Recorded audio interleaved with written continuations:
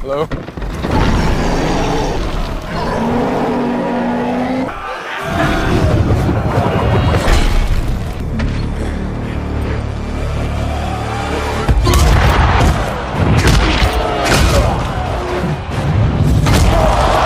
तो मूवी के स्टार्ट में हम एक लड़की जेन फोस्टर को देखते हैं। उसके साथ उसके प्रोफेसर और उसकी असिस्टेंट भी होती है। वो लोग खुले आसमान के नीचे कोई रिसर्च कर रहे होते हैं। तभी उन्हें आसमान से कोई लाइट निकलती हुई दिखाई देती है और तभी वहाँ पर एक बहुत बड़ा टोर्नेडो आता है और उसमें से एक आदमी बाहर आकर गिरता है जिसने कपड़े तक नहीं पहने होते और प्रोफेसर उनको कुछ कपड़े पहनाता है। अब यहाँ से स्टोरी आती है पास्ट में और हमें मिडगार्ड का सीन दिखाया जाता है। ऐसा किंगडम और ऐसी दुनिया जो कि जमीन से ऊपर है उसे एस्गार्ड कहते हैं और मिडगार्ड उसे नीचे वाली दुनिया यानी जमीन को कहते हैं। वहाँ पर कुछ फ्रोस्ट जायंट का अटैक होता है क्योंकि वो मिडगार्ड पर कब्जा करना चाहते थे, लेकिन तभी वहाँ पर एस्गार्ड से किंग आता है जिसका नाम किंग ओडिन होता है और उन सब जायंट से लड़कर उन्हें हरा देता है। इन जायंट्स के लीडर का नाम लोफी होता है और किंग ओडिन लोफी को पूरी तरह से हरा देता है और उसके पास एक खतरनाक वेपन भी होता है जिसे किंग ओडिन अपने पास रख लेता है। इनफैक्ट ये वेपन किसी भी लीडर की ताकत हुआ करता है और हर किंगडम के पास उसका अलग वेपन होता है।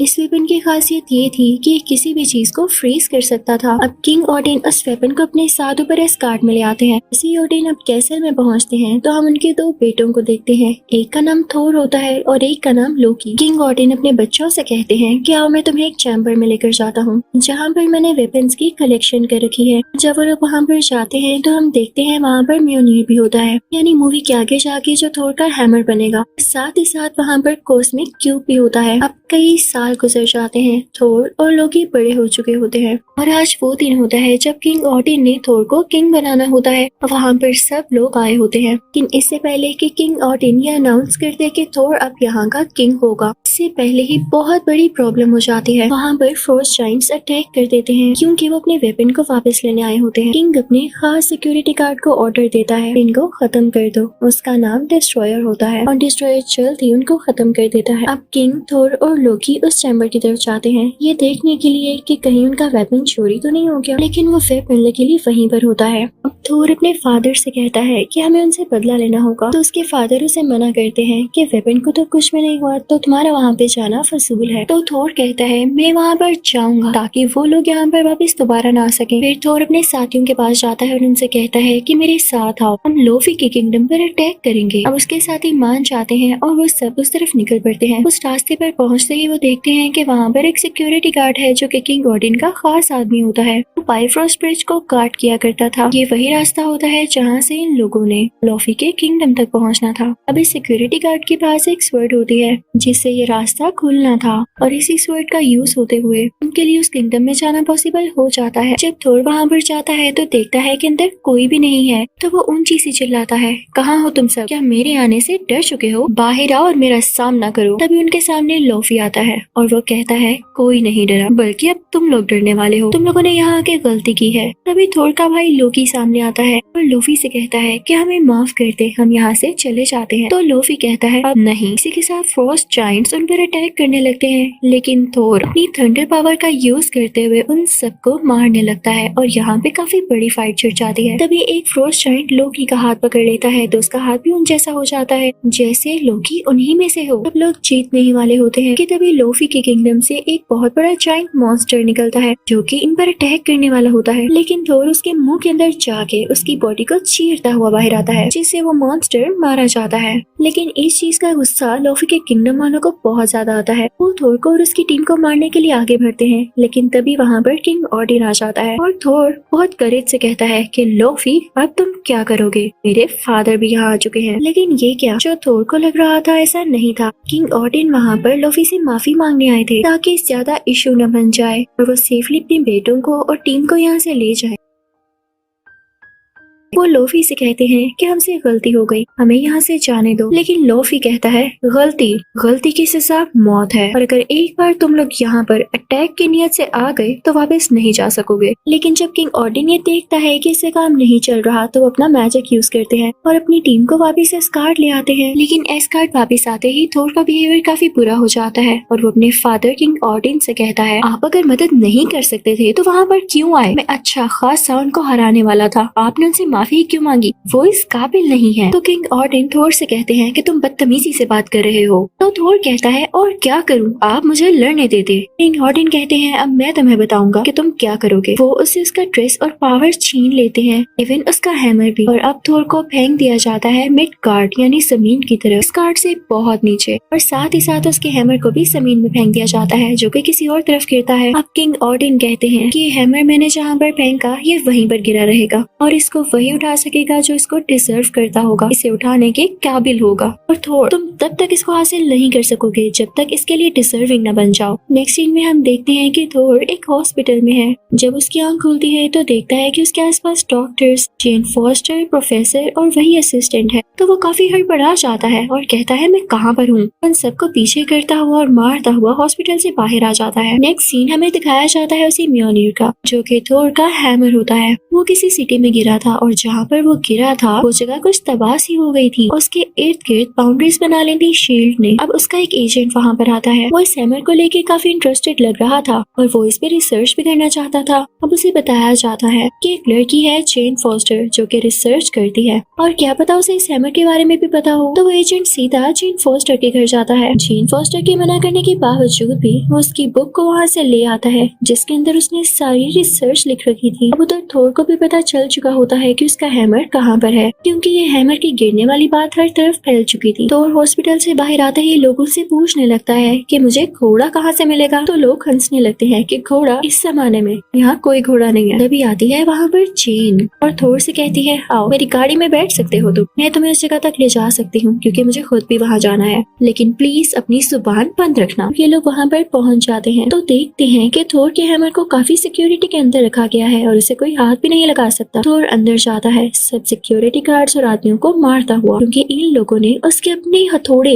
यानी हैमर पर कब्जा कर रखा था। आखिरकार थोर उस जगह पर पहुंच ही जाता है जहाँ पर हैमर होता है। वो उसे खुशी से उठाने लगता है लेकिन ये क्या, उससे हैमर उठाया ही नहीं जाता। थोर को बहुत दुख होता है और उसे गुस्सा भी आ रहा होता है। इतनी ही देर में शील्ड के एजेंट्स आ जाते हैं और वो थोर को जेल में बंद कर देते हैं। थोर देखता है कि वहाँ पर लोकी भी है। लोकी उसके पास आता है और उससे कहता है थोर तुमने बिल्कुल अच्छा नहीं किया, तुम्हारी वजह से फादर की डेथ हो चुकी है, किंग ऑर्डन मर चुके हैं, उन्होंने तुम्हारा गम ले लिया था। तो थोर को काफी दुख होता है और उसे रिग्रेट भी हो रहा होता है कि उसने अपने फादर से बदतमीजी क्यों की और वो इसी सोच में गुम हो जाता है। अब रात को जेन के साथ जो प्रोफेसर होता है वो यहाँ पर आता है और जेल वालों को थोर का नकली ID कार्ड दिखाते हैं। कहते हैं कि इससे गलती हो गई, इसे नहीं पता था कि रिस्ट्रिक्टेड एरिया है, अब इसे मेरे साथ भेज दें, दोबारा ऐसा नहीं होगा। अब वहाँ से निकलते ही वो दोनों ड्रिंक करने लगते हैं लेकिन प्रोफेसर साहिब अपने होश खो बैठते हैं। तो थोर उन्हें इन फॉस्टर के घर ले आता है और अब वो दोनों बैठ के बातें करने लगते हैं जबकि प्रोफेसर रेस्ट कर रहे होते हैं। अब जेन थोर से पूछती है तो चलो अपने बारे में बताओ, तुम कहाँ से आए हो। तो थोर कहता है कि मैं एक किंग का बेटा हूँ, हम लोग किंगडम पर राज करते हैं। तो जेन कहती है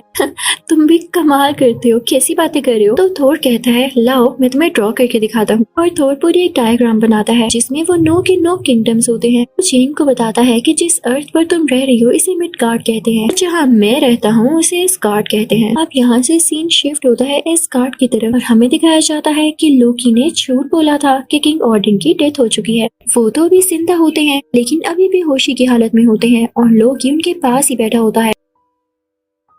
वहाँ पर लोकी के जहन में ये सोच चल रही होती है कि वो किंग ऑर्डन को ही मरवा देगा क्योंकि वो चाहता है कि उनका बेटा और किंग बने और लोकी क्योंकि उनका असली बेटा नहीं होता इसीलिए वो लोकी को किंग नहीं बनाना चाहते। लोकी प्लान कर रहा होता है कि वो किंग को मरवा देगा और खुद यहाँ पर रूल करेगा क्योंकि थोर तो पहले ही जमीन पर है। वो वहाँ से उस चैम्बर में जाता है जहाँ पर वो फ्रीजिंग गैजेट होता है यानी लोफी का वेपन और उसको लेकर अब वो पहुँच जाता है उसी पाथवे पर जहाँ पर वो सिक्योरिटी गार्ड उस रास्ते को गार्ड कर रहा होता है। वो लोकी को मना करता है कि सॉरी मैं आपके लिए दरवाजा नहीं खोल सकता। तो लोकी कहता है अच्छा वो ये लो। इसी के साथ ही वो वेपन का यूज करते हुए इस बेचारे सिक्योरिटी गार्ड को जमा देता है। उसकी स्वर्ड लेकर पहुंच जाता है उसी किंगडम में यानी लोफी के इलाके। वो वहाँ जाके लोफी से कहता है कि तुम्हें मेरे लिए एक काम करना होगा, तुम किंग ऑर्डन को मार डालोगे। जैसे ही तुम ये करोगे तो मैं तुम्हें तुम्हारा वेपन लौटा दूंगी। इस तरह से तुम्हारे पास भी तुम्हारी पावर्स आ जाएंगी और मैं भी किंग बन जाऊंगा। तो लोफी कहता है डील तो अच्छी है, मैं इसे एक्सेप्ट करता हूँ। लोकी वहाँ से वापस आ जाता है तो उसे थोर के दोस्त रोक लेते हैं और कहते हैं कि कितनी शैतानी सोच है तुम्हारी, तुम जो भी कर रहे हो हमें वो पता है। तो लोकी उनको खामोश करवा देता है ये कह के कि जल्द ही मैं तुम लोगों का किंग बनने वाला हूँ, इसलिए खामोश ही रहो तो बेहतर है। लेकिन थोर के साथी भी उसकी तरह ब्रेव होते हैं। वो जाते हैं मिडगार्ड थोर को सब कुछ बताने के लिए। वो थोर को बताते हैं कि लोकी असल में चाह क्या रहा है, उसने ये सारा सीन क्रिएट किया है ताकि वो किंग बन सके। तो थोर को तो ये सुन के बहुत गुस्सा आ जाता है। इस बात की खबर लोकी को भी हो जाती तो वो बादशाह के खास सिक्योरिटी गार्ड के पास जाता है जो कि मेटल से बना होता है, डिस्ट्रॉयर। अब लोकी उसे कहता है कि जमीन पर जाओ और थोर और उसके साथियों को मार डालो। तो डिस्ट्रॉयर लोकी की बात मानते हुए मिडगार्ड पर जाता है। वो थोर के साथियों के सामने जाके उसको मारने ही वाला होता है कि तभी थोर सामने आ जाता है और वो कहता है डिस्ट्रॉयर रुक जाओ और मुझसे मुकाबला करो। डिस्ट्रॉयर को क्या फर्क पड़ना था, थोर को हिट करता है और थोर दूर जाके गिरता है क्योंकि ना उसके पास उसका ड्रेस था और ना ही उसका हैमर, तो उसके पास पावर्स कहाँ से आएंगी। वो काफी जख्मी हो जाता है। लेकिन यहाँ भी होता है एक मिरेकल। याद है किंग ऑडिन ने क्या कहा था कि जब तक थोर इस काबिल नहीं हो जाता कि वो हैमर को डिजर्व कर सके तब तक हैमर उसके पास नहीं आ सकता। तो सुने थोर ने ऐसा काम कर दिया था कि वो हैमर को डिजर्व करता था। उसने अपने दोस्तों के लिए कुर्बानी दी थी और खुद चोट खाई थी। अब उसके पास उसका ड्रेस और उसका हैमर वापस आ चुका था और अब बहुत पावरफुल फील कर रहा था। थोर वहाँ पर डिस्ट्रॉयर को अपने हैमर से डिस्ट्रॉय कर देता है। थोर अपनी टीम को लेता हुआ वापस ऊपर जाता। अब वहाँ का सिक्योरिटी गार्ड जिसे लोकी ने जमा दिया होता है वो अपनी पावर का यूज करते हुए बर्फ को तोड़कर बाहर आ जाता है और वो पाथवे थोर के लिए खोल देता है। लेकिन एस्गार्ड खुलने की वजह से लोफी के किंगडम के लोग भी उधर आने लगते हैं। अब लोफी वहाँ पर आकर किंग ऑडिन पर अटैक करने वाला होता है जैसा उसे करने के लिए लोकी ने कहा था। लेकिन लोकी यहाँ पर चाल चलता है और वो खुद ही लोफी को मार डालता है अपने फादर की आंखों के सामने ताकि वो अपने फादर यानी किंग ऑडिन को इम्प्रेस कर सके कि इसने अपने फादर की जान बचाई है। यहाँ से लोकी सीधा बढ़ता है बाइफ्रॉस्ट ब्रिज की तरफ और उसे एक्टिवेट करके उसमें से कोई खतरनाक बीम निकालने वाला होता है ताकि ये सारी जगह तबाह हो जाए और लोकी खुद अपने किंगडम पर राज कर सके और उसे रोकने वाला कोई भी यहाँ तक ना आ सके। लेकिन तभी वहाँ पर आ जाता है थोर और उसे रोकने वाला आज तक कोई पैदा नहीं हुआ था। थोर लोकी से कहता है तो तुम पास नहीं आओगे। तो लोकी कहता है नहीं, इसमें से मैं बीम्स निकाल नहीं वाला हूँ। तो थोर कहता है अच्छा ठीक है। थोर अपना हैमर उस ब्रिज के ऊपर दे मारता है जिससे वो ब्रिज डिस्ट्रॉय हो जाता है। लोकी ये देख के हैरान रह जाता है लेकिन ब्रिज टूटने की वजह से वो दोनों ब्रिज से नीचे गिरने वाले होते हैं। तभी वहाँ पर किंग ऑडिन आते हैं जो कि थोर का हाथ थाम लेते हैं ताकि वो नीचे न गिरे। लोकी ने थोर का हाथ पकड़ा होता है लेकिन जब उसे रियलाइज होता है कि वो इस काबिल नहीं था कि कभी भी अपने फादर को इम्प्रेस कर सके तो वो अपना हाथ थोर से खुद ही छुड़वा लेता है। हर तरफ ये बात फैल जाती है कि लोकी ब्रिज से गिरकर मारा गया। अब किंग ऑडिन आते हैं थोर के पास और उससे कहते हैं कि जब तक मैं जिंदा हूँ मेरी यही ख्वाहिश है कि मेरा बेटा मेरी आंखों के सामने किंग बने। तो थोर अपने फादर से कहता है नहीं, मुझे अभी बड़े बड़े काम करने हैं और आप जैसा बनना है। जब मैं वाकई इस काबिल हो गया तब आप मुझे किंग बना दीजिएगा। अब इस पार्ट के एंड में हम देखते हैं कि लोकी मरा नहीं होता बल्कि वो पार्ट 2 में जिंदा होकर जरूर आएगा। इसी के साथ ये पार्ट 1 यहीं पर खत्म होता है।